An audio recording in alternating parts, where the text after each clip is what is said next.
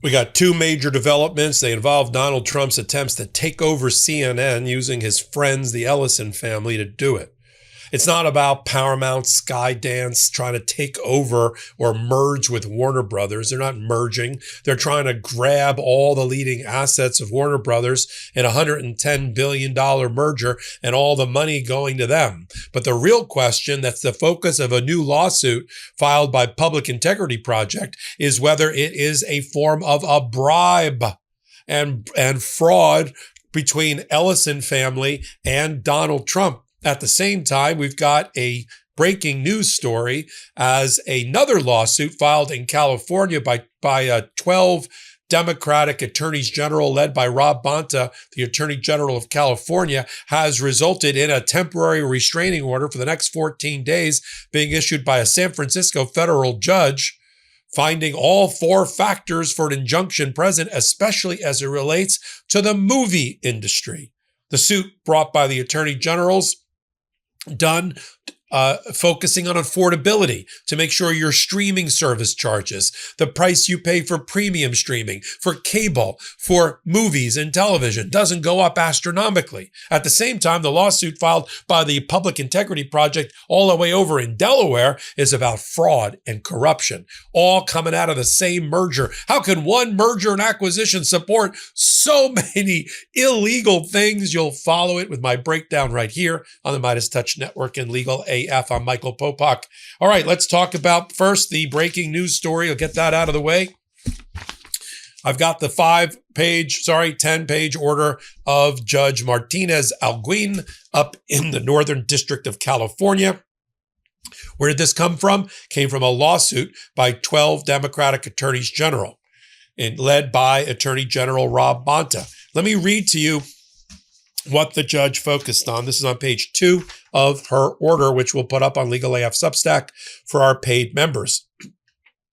On February 27, 2026, Paramount and Warner Brothers agreed that Paramount would acquire, that's the Ellison family, Oracle, and his son, all of Warner Brothers for $110 billion. The combined entity would control 2 of the big 5 film studios, Paramount Pictures and Warner Brothers, 50 basic cable channels, leading premium cable television channels from HBO and Showtime, the most watched broadcast network in CBS, 3 subscription streaming services, Paramount Plus, HBO Max, and Discovery Plus, 3 of the most prolific television production studios as well, Paramount, CBS, and Warner Brothers.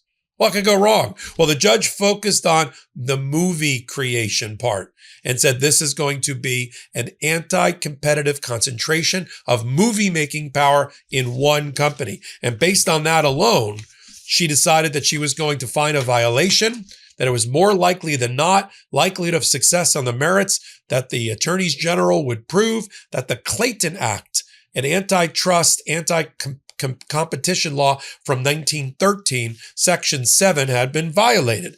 Under that particular law, once there's a prima facie, once there's a basic case that's made out through the allegations and through the filings by the attorneys general, then the burden shifts to the Department of Justice, or in this case, the transaction participants, Warner Brothers and Paramount. It shifts to them to prove that they are not anti-competitive, and she found that they did not carry their burden on the shifting back. Page 5 of her order. Plaintiffs present compelling evidence that the combined firm resulting from the transaction will possess substantial market share in the wide-release theatrical distribution market, the movies, anticipating 27% market share. So almost 30% of all movies in movie houses are going to be controlled by this combined entity. And she found that alone makes out a violation of the Clayton Act. Now, the Clayton Act is very interesting because at the time it was created in about 1913, the Department of Justice was in its infancy. It was tiny. And they knew that they would never be able to handle all of the anti-competitive regulatory work that was out there. You know, this is a nation where we had the robber barons who ran through these trusts, things like the Sugar Trust and the Railroad Trust and the Newspaper Trust and the Steel Trust, all jacking up prices, right? working with each other in a anti-competitive way, two members of the same industry jacking up prices for the consumer. So the Clayton Act anticipated that there would be other regulators, including states, who could sue under the federal law. That's exactly what's happened here. When it comes to irreparable harm, they find that she found on page 7 that because the plaintiff states make a strong showing that the transaction will substantially lessen competition in the movie distribution market, they have the irreparable harm. They've already proven likelihood of success on the merits, inadequate remedy of law, money's not going to do it, irreparable harm, and then she found that the balance of equities and public interest tips in their favor. She's issued a 14-day injunction, TRO, and then she set a briefing schedule. She wants the preliminary injunction, which lasts longer until the end of a case than a temporary restraining order, starts with an administrative stay, then a temporary restraining order for a defined set of time, and then a preliminary injunction. She wants full briefing to be completed by the 30th of July, and she scheduled a hearing on August 3rd in Oakland, California at 3 p.m., and we will be there. That's what's happened there. Now, this should come as no surprise for people that follow Legal AF. I just did an interview of Attorney General Rob Bonta about this very filing leading to this temporary restraining order. Here's a clip. Paramount, Warner Brothers have been heard for. They say that your lawsuit is misguided. They say that, here's a quote from them you can react to. The lawsuit filed by the state attorneys general in the most generous light, oh, here we go, reflects a fundamentally flawed application of the antitrust laws and is wrong about the facts and the law. Delaying this transaction will only harm entertainment workers who have already suffered over the years. What do you say to Paramount, Warner Brothers, unnamed spokesperson? I say it's exactly what you expect to hear from Paramount Warner Brothers. Their spin, their script is on overdrive right now. And it's up is down, black is white. They're saying that the thing that's going to hurt workers is going to help workers. The thing that's going to harm competition is going to help competition. And they couldn't be more wrong. We've set forth our case chapter and verse in a nearly 40-page complaint filed in the Northern District of California. It's clear, it's clean. We've identified 3 specific marketplaces where this proposed merger violates the century-old Clayton Act and substantially diminishes competition in those 3 markets, is presumptively an illegal merger for those 3 markets. And so I think it's black letter law applied to the facts here, and easy for their high-powered many attorneys that they've hired to understand. Yeah, you told me coming on there that there's something like 6 or 7 major law firms that have been hired by this group to try to defend their right to merge, I guess. They are very lawyered up. I think 7 of the biggest law firms across the country. I guess they needed a lot of firepower to try to defend this proposed merger. But we've shared our clear thinking about why it's unlawful, and we think we have a strong case. We also asked them to agree to not close the proposed merger until the court has a chance to opine and decide on the case that we brought before the court.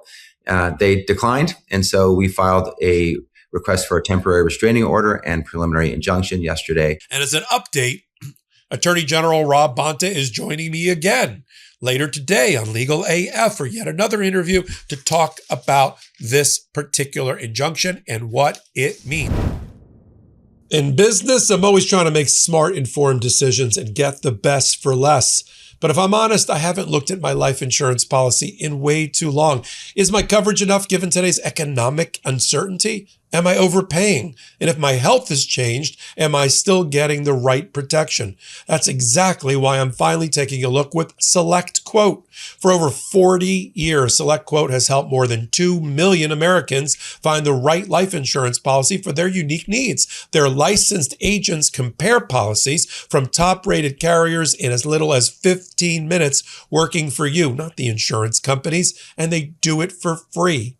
They can even help many people with pre-existing health conditions get the right life insurance for you for less and save more than 50% at selectquote.com/legalaf. Save more than 50% on term life insurance at selectquote.com/legalaf today to get started. That's selectquote.com/legalaf. At the same time, I just interviewed Brendan Ballou. Brendan Ballou runs Public Integrity Project. He's one of the teams that's representing Katie Fang in her case against the Epsteins. He just filed on behalf of a shareholder of Paramount Skydance against the board of directors. He filed a stockholder derivative complaint in the Chancery Court of Delaware. That's where you go when you're suing Delaware corporations. And these companies are all Delaware corporations because they want the benefit of the law and the court system there. And listen to the allegations raised by Brendan Ballou. And this is the distinction between the Attorney General suit, which is all about anti-competitive behavior driving up prices. This one's about fraud and bribery and corruption. Here's what the complaint says on page 3. The Ellisons, that's the cronies of Donald Trump who are being rewarded in this kleptocracy, now seek to accomplish an approximately $110 billion merger between Paramount and Warner. And the Ellisons have, once again, reportedly promised illegal private benefits to President Trump in order to remove federal regulatory barriers to the merger. In particular, the Ellisons have reportedly promised to make sweeping changes to CNN, including firing anchors the president dislikes, in exchange for regulatory approval of the merger.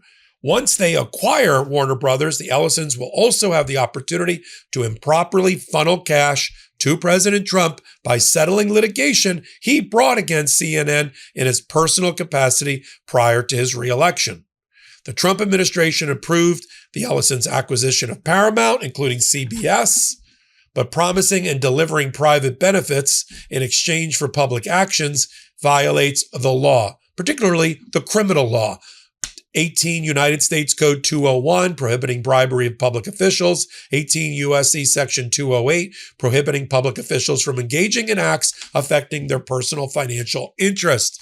Crimes committed by Donald Trump as alleged in this Delaware case. And the discovery in this case, the documents and the depositions are going to be fascinating as to what position Donald Trump and his Department of Justice ultimately take. You know they're going to try to intervene in this case because this is a suit primarily, ultimately against them. These suits matter. That's why we cover them. And the corruption that they are emblematic of matter. And Cory Booker turned on its head the witness that was supposed to be for Todd Blanche with new reporting, for instance, that Todd Blanche went to a birthday party that was thrown by Paramount and the Ellison family for Donald Trump, a private dinner Todd Blanche attended at the same time his Department of Justice is supposed to be determining whether it should get regulatory approval or not. Accepting gifts. This is how Cory Booker went after John Ashcroft, formerly the Attorney General, about what he would do in a similar circumstance. Play the clip. And not the survivors. I'm out of time, and it's honorable to see Mr. Ashcroft here, sir. I know you. I know your record. We may have disagreed on policies, but I also know you would never, when you were reviewing a merger, you would never go out to dinner with the parties of that merger. It would be unacceptable for a person that is supervising a matter to attend a social event with those people before your lawyers. It's about ethics. It's about the appearance of impropriety. It's about following the law. This nominee has not followed the ethics laws, has not followed the urgency for avoiding the appearance of improprieties, has broken a bipartisan law passed by Congress, has demeaned and degraded survivors of sexual violence, and has shielded the president by some kind of deal we know nothing about that allowed her now to be transferred to some cushy camp that has never been done before with sex offenders. This man should not be in this office. I cannot believe we're going through this farce when his record alone should make him disqualified, not to be the attorney general, but for even being employed by the federal government. Thank you. And of course, we've got the new reporting that the Federal Communications Commission Chair Brendan Carr and his wife also accepted gifts from Paramount. Oh, they just have licensing and regulatory issues before them. Have we ever seen a more corrupt presidency, Department of Justice, FCC, Commerce Department, Treasury Department, Pentagon in our lifetime? No, I'll answer the question. It wasn't rhetorical, but we'll continue to shine a bright light on it here on Legal AF and on the MeidasTouch Network. Until my next report, take a moment, come over to Legal AF and hit the subscribe button. Voting starts early. We're trying to get to 2 million subscribers before midterms. With your help and generosity, we will. Until my next report, this is Michael Popok. Want to stay plugged in? Become a subscriber to our Substack at MeidasPlus.com. You'll get daily recaps from Ron Filipkowski, ad-free episodes of our podcast, and more exclusive content only available at MeidasPlus.com.